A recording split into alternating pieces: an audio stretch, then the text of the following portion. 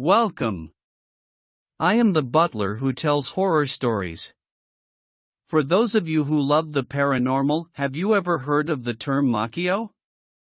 Makyo, a place where demons are said to dwell. There is a strange and disturbing story connected to this Makyo, and I've brought it here to share with you today. This story was submitted by a listener named Moon. Moon, thank you so much for sending in your experience. I will now tell Moon's bizarre encounter exactly as it was told to me. I have a truly spine-chilling story to share with you. I'm not sure whether it's real or not, but I heard it from someone at a gathering, and the way they told it, so long, so detailed, so absolutely serious, it stuck with me. I had never heard anything like it before, and even now, after all this time, the memory is still vivid. Here is how the story goes. It was around August of 1984. Tanaka, a college student at the time, had come home from his dormitory for summer break to spend time with his family in a small rural town in Aichi Prefecture. He had failed the university entrance exam twice before barely passing on his third attempt, getting into a prestigious school. He was the pride of his entire family. Back in those days, when someone from the neighborhood got into a top university, parents would hang a congratulatory banner on their house for the whole street to see. You know the kind, "Congratulations to Tanaka Kenji for passing the entrance exam to such and such university."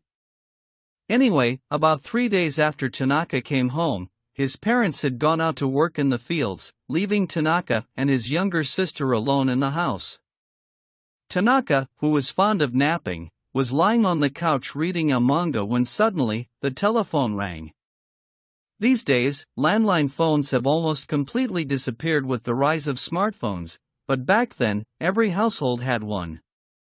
At first, Tanaka didn't want to bother getting up, but thinking it might be something important, he dragged himself off the couch, walked over to the phone sitting beside the TV stand, and answered it. The moment he picked up the receiver, Tanaka let out a strange sound and began to tremble violently.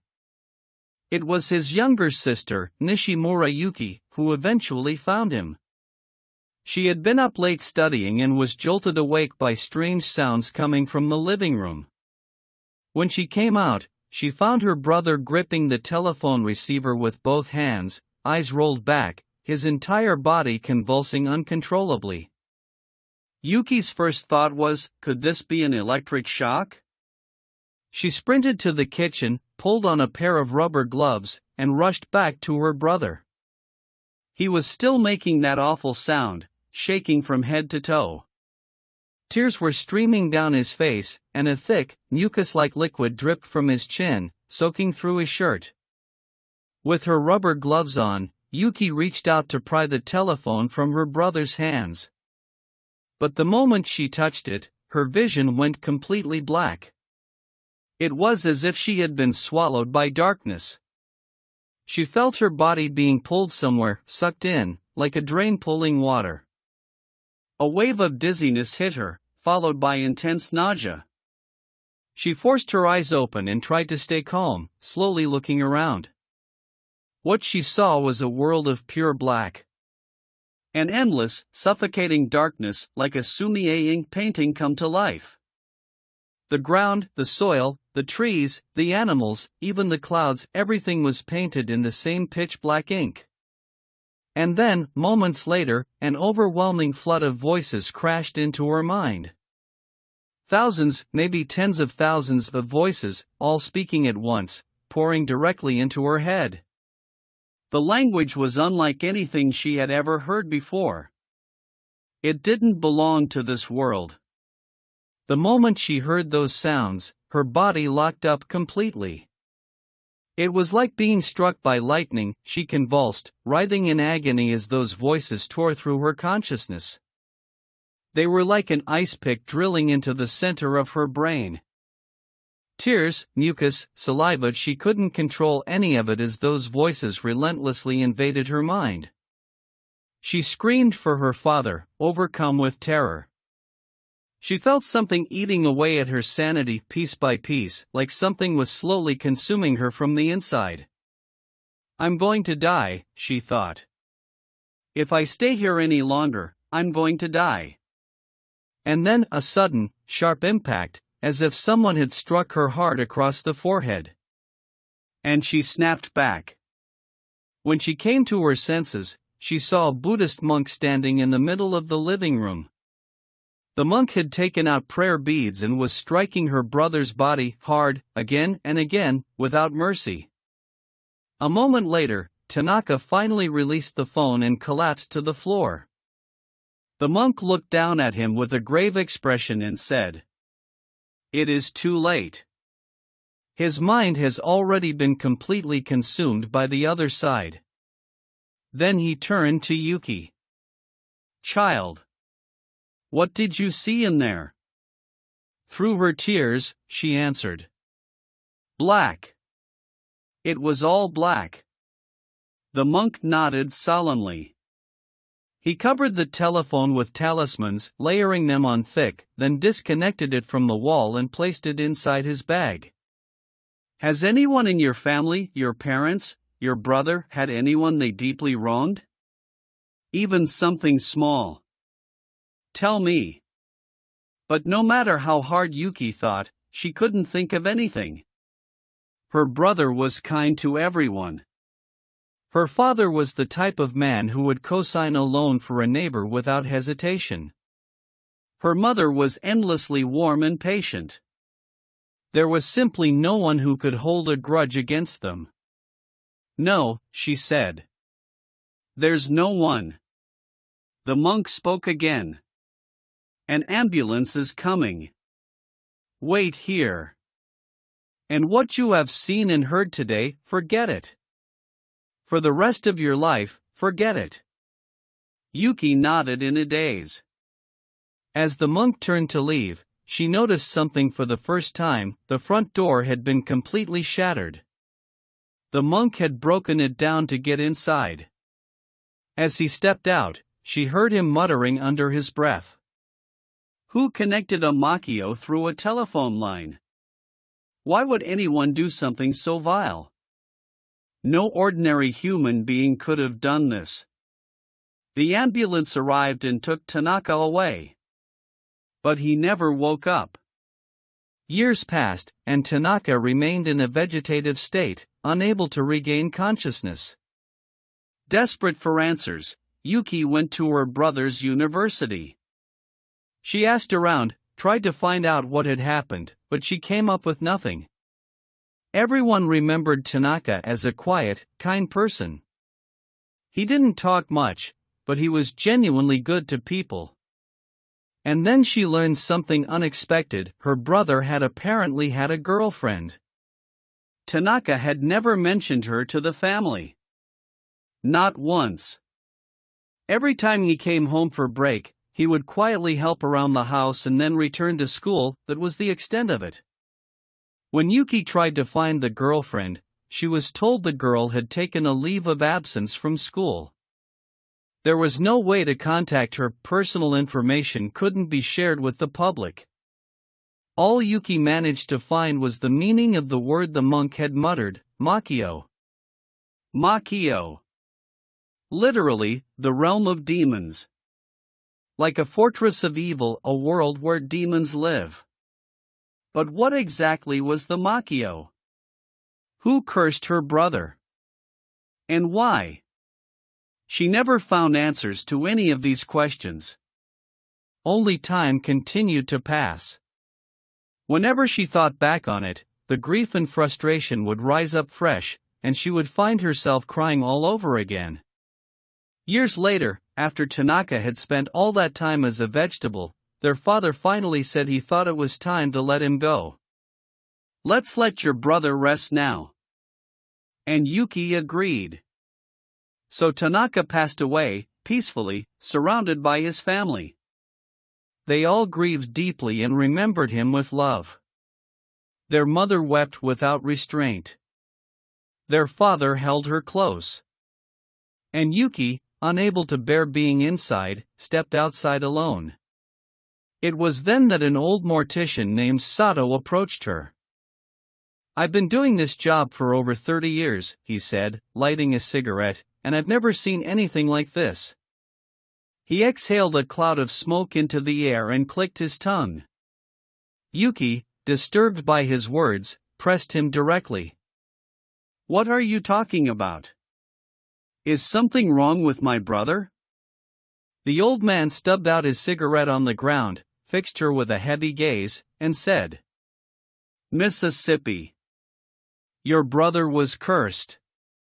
And I mean badly, deeply, unlike anything I've ever encountered in all my years. This line of work puts you in contact with certain kinds of people. You hear things. You develop a sense for things. And when I prepared your brother's body, I felt it, whatever was done to him was done with someone's full hatred. To cast a curse this powerful on one person, the one doing it would have had to be willing to sacrifice their own body and soul. They would have had to be ready to die alongside their target. Someone wanted your brother dead. Someone who hated him with everything they had." The old man paused, then continued. "The night after I worked on your brother, I had the most horrifying dream of my life. Your brother was standing in this pitch-black place. In all my years on this earth, I have never dreamed something so utterly terrifying. Just a dream, and I felt despair I had never known. To be honest, this whole situation is bad luck for me. I don't know how to sugarcoat things. I'm sorry, Mississippi." Yuki pushed him to explain further, and the old man, eyes half closed, face like crumpled paper, squinted at her and said, "I almost didn't take this job after that dream. But you reminded me of my own granddaughter. So I did it. Here, take this money back. It doesn't feel right to keep it. Just tell your parents something. Make something up." Then Yuki told him what she had seen, the black world, the voices. As he listened, the old mortician reached into a bag on the ground and began furiously scattering salt and ash over himself. "Miss, have you heard of Makyo?" "Makyo, yes, the monk mentioned that word. I know it sounds like nonsense. But you know how religious people talk about heaven and hell? Makyo isn't like that. Makyo is simply the world where demons live. You don't believe me, do you? You think some old man is rambling. Don't brush this off. From this moment on, change your phone number. All of you. Immediately. And then, move somewhere no one knows you. Consider changing your names. The legal name change process exists for a reason. Erase every trace of yourselves that you can. Live quietly. That's all I can tell you. I've said what I needed to say. I'm sorry. Don't contact me again. Just go. Forget all of it." An old man rambling in the rain, that's all this was. Believe that. It'll be easier for you. Yuki, deeply shaken but unable to hold him back, watched the old man leave. And just like that, the memory of that black world, the world she had glimpsed when she touched the telephone, flooded back over her, raw and vivid. She couldn't speak. She did as the old mortician Sato had advised. She changed her name. Her family moved to a quiet rural village. She became a schoolteacher there. But a few years later, she found herself inexplicably drawn back to seek out the old man. She wasn't sure what compelled her, perhaps the lingering need to find even a single thread of truth about what happened to her brother. Her brother still appeared in her dreams sometimes, standing there, crying silently as he looked at her. She couldn't simply let it all go. She found the old mortician's house based on a hazy memory. When she pushed open the rickety gate and stepped inside, she found the house nearly in ruins, half collapsed, overrun with weeds and cobwebs, as if no one had lived there for years. As she stood there looking around, a man's voice came from behind her. "Can I help you? Are you looking for someone?" She explained that she was looking for Mr. Sato, the man who had once prepared her brother's body. The man introduced himself as Sato's nephew. He was approachable looking, and told her he was the village council head. He then told her about his uncle, and once again, Yuki felt the blood drain from her face. At some point, after preparing the body of a young man, my uncle started changing. He got sick, was bedridden for days. And after that, he seemed haunted. Like something was following him. He was already old, but this was different. He was put on psychiatric medication for a while. It helped a little. But then one day at a neighborhood celebration, he was eating, and he suddenly stood up, pointed his cane at empty air, and started screaming at the top of his lungs. "They came! They're here! They finally came!" And then he started laughing, this empty, hollow laugh. And then he grabbed my arm and begged me, "Save me! Please, save me!" And then he collapsed, full-body seizure. We decided to have him admitted to a psychiatric facility. But when I went to check on him at his house a few days later, the walls were covered in blood. And Uncle, only his upper half remained. He'd fallen against one wall. His eyes were gone. His tongue was hanging out. It was the most horrifying thing I've ever seen. The police said it was probably a wild boar. I argued, how could a wild boar do that to a person? But they closed the case as an animal attack anyway. I never really believed he was mentally ill. I think something was genuinely pursuing him. That conversation was the last clue Yuki ever found. The only thing she confirmed was that her brother had been the last body old Sato ever prepared. After that, she returned home and lived quietly with her family.